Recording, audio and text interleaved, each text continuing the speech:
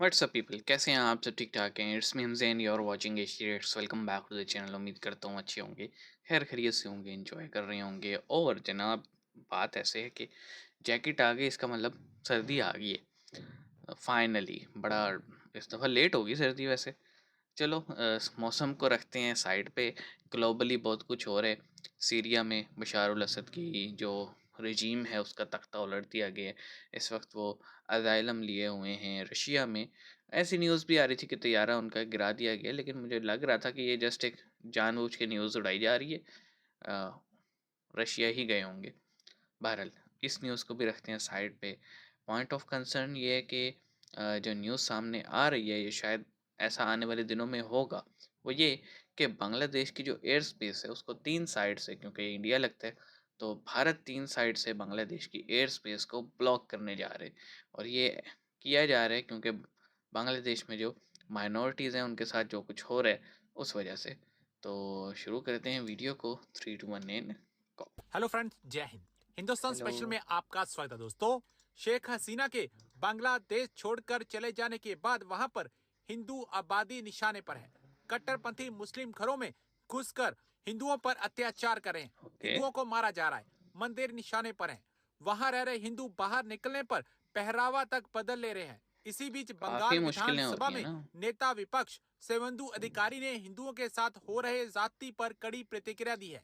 उन्होंने गुरुवार को कहा कि हम बांग्लादेश की अर्थव्यवस्था पर निर्भर नहीं करते, लेकिन अगर हमने यहाँ से आलू प्याज समेत 97 वस्तुएं देना बंद कर दिया तो हुँ, बांग्लादेश की सरकार मुसीबत में आ जाएगी। ज़ाहिर-सी हमें बात कुछ है। करने की जरूरत ही नहीं पड़ेगी। बांग्लादेश के लोग खुद ही हैरान परेशान होकर मोहम्मद यूनुस को कुर्सी से उतार देंगे। आपको पता ही लेकिन है दोस्तों, मोहम्मद तीनों यूनुस नहीं तरफ कर से रहा ना, बांग्लादेश बांग्लादेश के लोग ही भारत कर की रहे हैं। एयर स्पेस पर पूरी तरह से निर्भर है।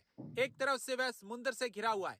अगर भारत बांग्लादेश का एयर स्पेस बंद कर देता है तो बांग्लादेश की मुसीबतें बहुत बढ़ बहुत जाएगी। वहाँ पे बढ़ेंगे। भी रेडिकल जो एलिमेंट्स हैं वो मजीद बढ़ रहे हैं।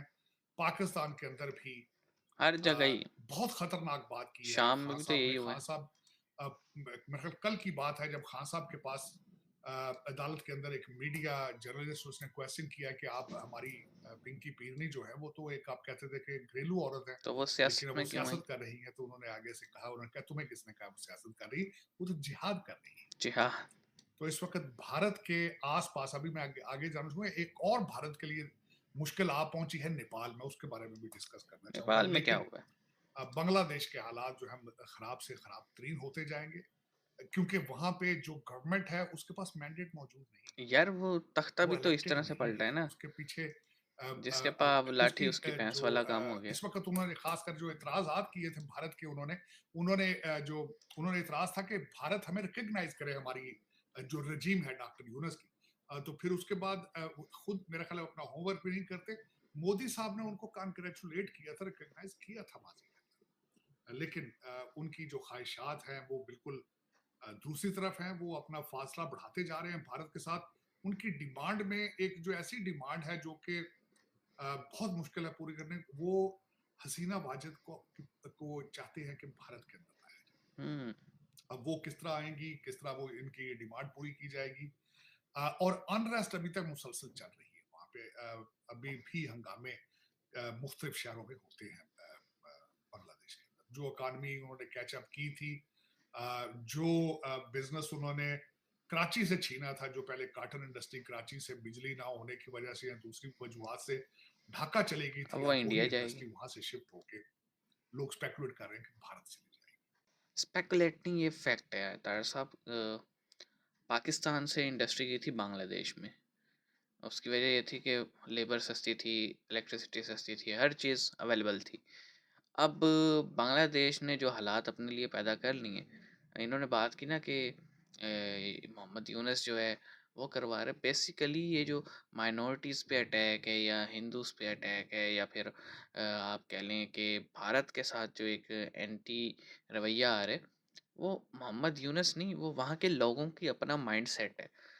वो इस वजह से कि मोहम्मद यूनुस जस्ट एक फेस है, एक पपेट है। लोगों ने मिल के एक हुकूमत को गिराया है। इसको बिठा दिए। जब तक ये उनकी हाँ में हाँ मिलाता रहेगा, लोग इसे बिठा के रखेंगे, ये जहाँ मुंडी थोड़ी घुमाएगा इसको भी लोग फेंक देंगे। यही होता है जब आप बागी ग्रुपों के थ्रू जो है ना हुकूमत का तख्ता पलटते हैं, और फिर वो जिसके पास माइट आती है वही सही हो जाता है।